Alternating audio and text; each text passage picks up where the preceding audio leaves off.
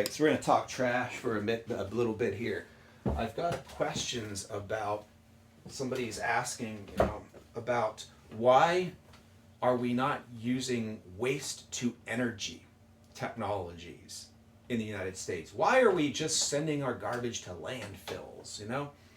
That's a valid question. If you're seeing the whole space of wanting to move away from fossil fuels, you might look at garbage as hey, that's a great source of energy, right? You can understand why we might have that outlook on things here. And when we talk about trash or garbage being used for energy, what we're usually referring to is incineration, burning the material. And then you burn it, you release heat, and then you can use heat in the old school, power plant to produce either electricity or district heating or process steam or something like that. So let's watch this. This will show us what I'm referring to when I say waste to energy. And we'll talk about maybe some of the reasons why it isn't the big rosy picture that we might think it is for various reasons. So here we go.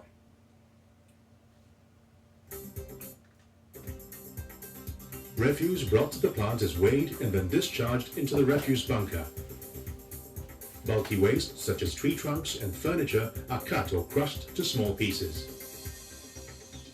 The refuse is mixed thoroughly in the bunker using overhead grab cranes and then charged into the furnaces from the top. Auxiliary oil burners are used only to start up the combustion. Once the refuse is fired and the furnace temperature maintained, the combustion of the refuse is sustained without the need for auxiliary fuel. The burning refuse is mixed, agitated, and moved downwards by the moving stoker grate. Preheated air drawn from the refuse bunker is introduced through the underside of the grate. The normal operating temperature in the furnace is about 1000 degrees Celsius. The flue gas produced in the combustion process flows through the boiler to generate superheated steam, which is used to generate electricity. The flue gas is cooled and then passes through a dry line reactor and an electrostatic precipitator, which will remove up to 85% HCI and 99.5% of the dust content in the flue gas. The flue gas is finally discharged to the atmosphere via chimneys that are 150 meters tall. The ash or residue from the furnace is transported to the ash pit via vibrating conveyors. Ferrous metals are picked up from the ash by overhead electromagnetic separators and sold as scrap.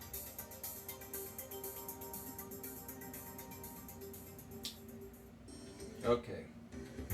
No, not again. Alright, let me find Refuse brought to the plant is weighed and then discharged into the refuse bunker. Don't be like this. There we go. So, it's a power plant. Looks like a coal-fired power plant, right? We have a fuel source and we are putting it into a boiler, combusting it, and the heat is collected in water tubes and goes to steam and goes to a turbine and does its thing, generates power, right? But there's a lot of differences here when your fuel is random people's garbage versus coal or natural gas. The situation is that these plants are often sold in the media as power plants. They're sold as equivalent to a coal-fired power plant, but they use garbage as fuel. That is a really, really, really big simplification.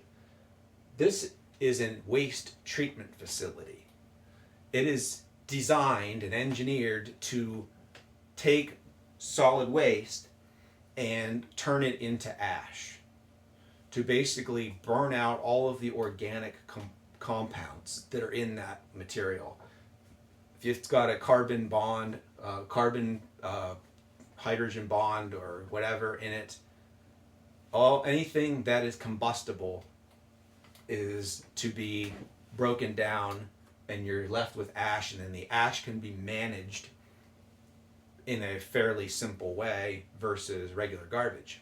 The whole process is designed to turn trash into ash, and the energy is nothing more than a convenient byproduct. The situation here is these plants are not optimized to produce power, for one thing. The cycle efficiency of the steam turbine here is usually in the 20% range, so 20 to 30%. The reasons why is because you're burning trash. Trash has a lot of, say, chlorine in it. So if somebody throws away, an item made out of plastic, say this wire with this PVC insulation on it, that is going to burn. It's going to produce hydrochloric acid, and that concentration is a lot higher than what you have in a coal-fired power plant. They can't run the steam turbine temperature, the steam cycle temperature too high, because the boiler tubes will begin to have corrosion above certain temperature levels. So there's all sorts of engineering trade-offs when you're burning something as difficult as municipal solid waste. It's not like coal or wood or oil or gas, where it's relatively easy to get good combustion. The whole nature here is the first thing we need to ensure is that we are burning the trash as completely as possible, that we are minimizing the emissions of problematic air pollution, and that we are, generating electricity. And all three of those things are in conflict with each other. Okay, so we could burn the trash at a really, really high temperature to ensure good burnout of fixed carbon in the ash. But then you run into the problem of creating nitrogen oxides, which is air pollution that's difficult to deal with. You also run into the problem of destroying the materials that the plant is built from if you burn the garbage at too high of a temperature. If you burn it too low of a temperature, you run the risk of creating organic pollutants like dioxins and furans. If you try to make the steam too hot, you run the risk of corroding the boilers. If you try to, do all these things, you have to have some kind of a compromise to meet your objectives. And your number one objective is to turn trash into ash, with the ash being as innocuous as possible so that you don't have a downstream issue when you try to dispose of the ash. Then you have to clean up all of the air pollution that results from that combustion of all that. If I throw this TV in the garbage and it goes to this plant and gets burned, imagine all the materials that this is made out of that are going to be combusted and have to be treated. If there's chlorinated plastics in here, PVC, you need to collect the hydrochloric acid. You need to collect any dioxins and furans that come from that. You need to deal with the particulate matter that results from burning this stuff. And there's even the trade-off of, in the furnaces, you could blow air in there at a really high speed and get really good turbulence and mixing in your fire and your combustion, but then you're going to stir up particles, and then you're going to increase the amount of particulate matter that you need to remove from the gas stream. So this whole thing is loaded with engineering trade-offs. And we've kind of gotten it to the point where we're able to build these plants where we meet most of the objectives. And in some cases, we meet almost all of them. Like in Europe, there are several waste-to-energy plants that are hitting the 30% efficiency level for power generation. And what does that mean? Well, it means that they use more expensive, more exotic materials to build the boilers to resist corrosion. Or they might need to take them down for maintenance more often to maintain against corrosion, to maintain against accumulation of material on the boiler tubes, to do all kinds of things to ensure the plant efficiency remains high. What does this sound like to me? This sounds like the same conversation we have about nuclear power. If I just look at nuclear power on paper, like I look at this waste to energy plant on paper, this sounds like an awesome idea. That's a really good technology. It meets all these objectives. It runs with independent of weather. It runs, it runs with a really predictable output. You basically set it and it does its thing for months and months at a time. It doesn't require a lot of fuel. It doesn't require a lot of land. These waste to energy plants, they minimize the amount of land you need for landfills. But yet we continue to use landfills because all this engineering costs a lot of money. All that maintenance, maintaining a plant that burns garbage, is expensive. Just like building and maintaining a nuclear power plant is expensive. So I can sit here and, on paper and look at all these technical merits, but at the end of the day, the people who are buying it are going to choose the cheapest technology. In the case of waste management, it is a landfill. It is a lined, engineered hole in the ground with leachate collection and gas collection and all sorts of administrative controls that pretty much do what's needed to do to isolate that waste from the environment and minimize the impacts to people. Even gas collection has gotten really, really good over the past few decades. We're able to collect the methane from landfills and turn it into biomethane that is basically natural gas. Then that natural gas can be injected into pipelines, and then we can sell it as a RNG, as they're calling it now, renewable natural gas. And in fact, that RNG has a higher value than electricity, especially when you can sell it to industries that are trying to decarbonize. Decarbonizing electricity is dirt simple. We've got energy sources that are doing that for not a lot of money. Solar power, wind power, right, are able to generate electricity freaking cheap. So if this landfill can produce this RNG, this upgraded gas product, they have a leg up on incineration that can only produce electricity or low-grade heat. So the situation is that by the time you put all the capital investment into a waste-to-energy plant, you end up with this long-term cost that takes a lot of years to get an ROI on it, if you ever get an ROI on it. The energy market just doesn't support prices high enough to give a cost payback on waste-to-energy plants from the power sales side of things. So then you have to charge more money for the garbage disposal, for the tipping fee. If I have to build one of these plants and it costs $120 a ton to dispose of trash versus a landfill that costs $50 a ton, and I'm a municipality that has to answer to its residents with the cheapest possible way to manage garbage, I have to pick the landfill. I'm financially obligated to do that.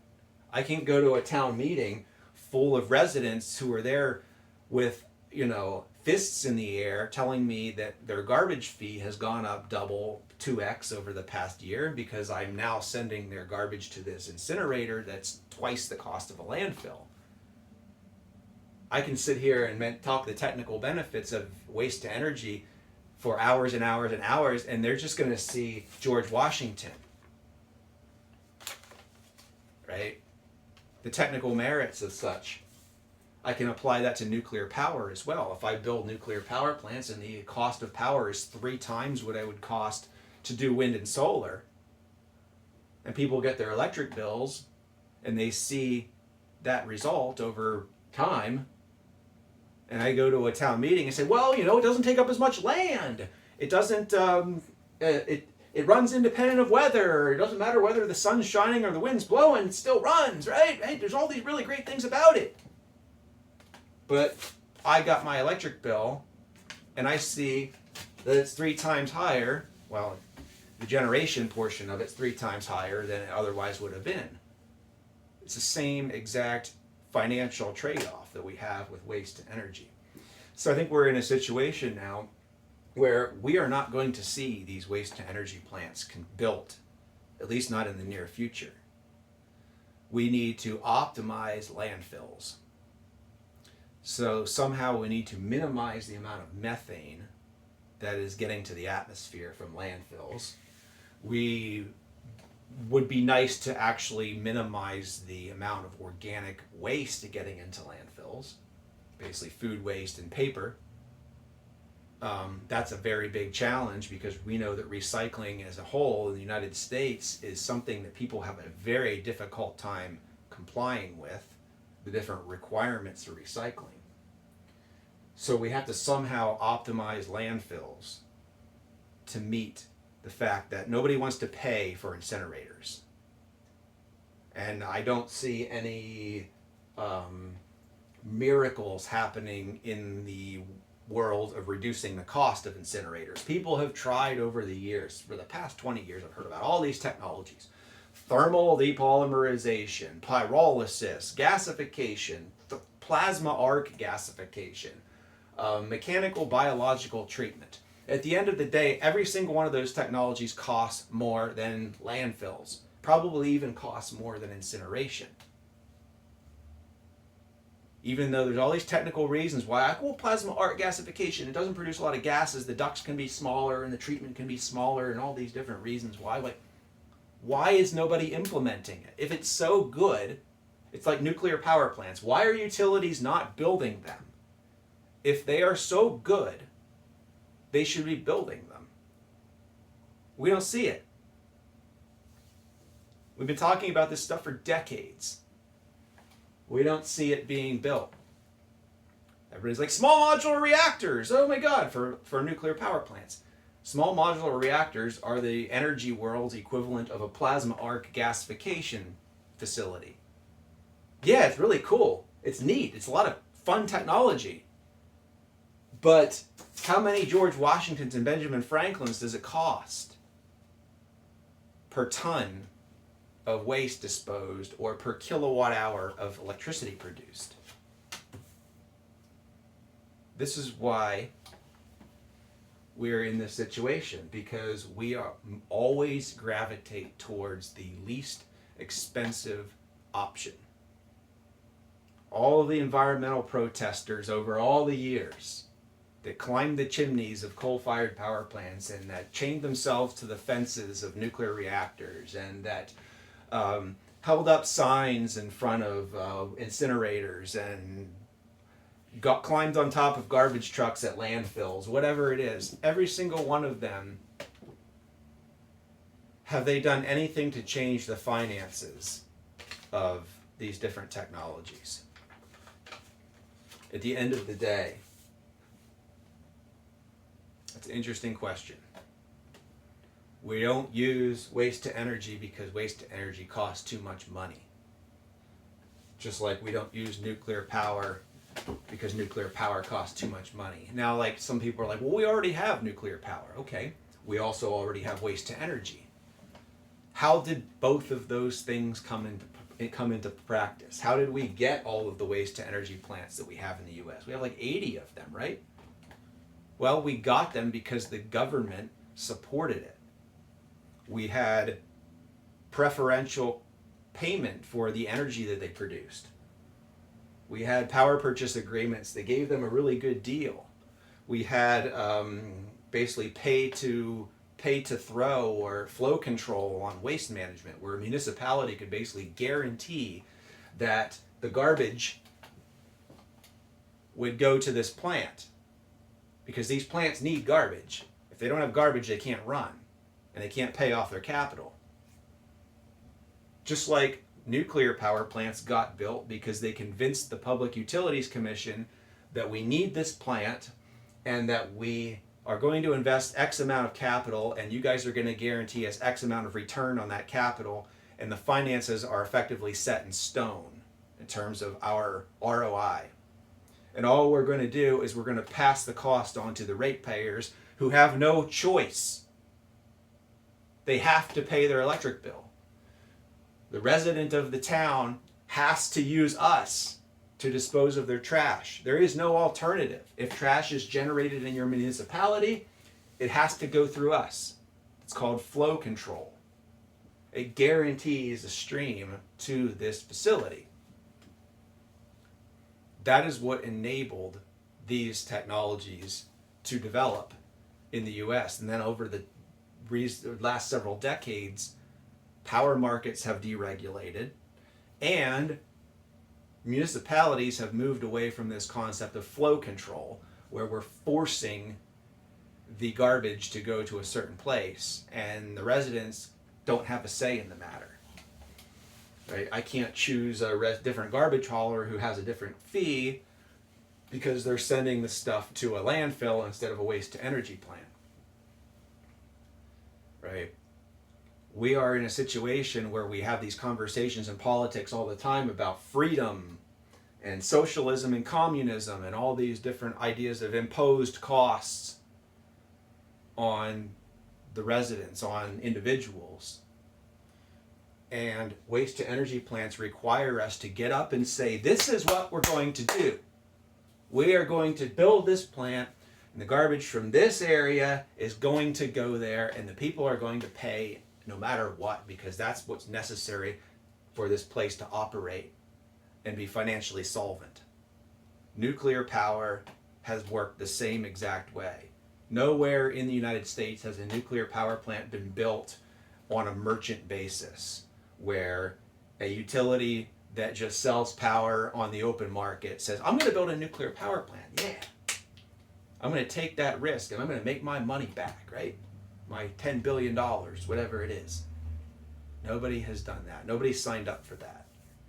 The last one we got was in Georgia, Southern Company, and they were able to push the cost onto their customers, who really have no say in the matter because they can't, unless they move to another location, a different utility, they have to buy power from Georgia Power. So that's the parallel that I see with this waste management philosophy and the energy transition. The technologies that we're choosing are the ones that are able to compete in the open market. And there is a lot to say about this. You know, we could subsidize waste to energy plants. We do subsidize renewable energy, but we also subsidize nuclear power. They get the same tax treatment as solar plants do. They're able to take those investment tax credits and production tax credits, just like renewables. So effectively, they're on the same playing field, and utilities are choosing renewables because renewables are easy. They're fast to build. They're simple to operate versus nuclear power. Same thing with waste to energy plants. They're very complex beasts to run versus a landfill, right? So that's it. That's my connection and my story about the status of why we use landfills. It's the same story as to why we're moving to renewable energy. Landfills, we are really just going to have to continue to work on how to minimize the issues related primarily to the methane emissions from landfills. How can we improve that even further than we've already improved it? So that's it. That's my story.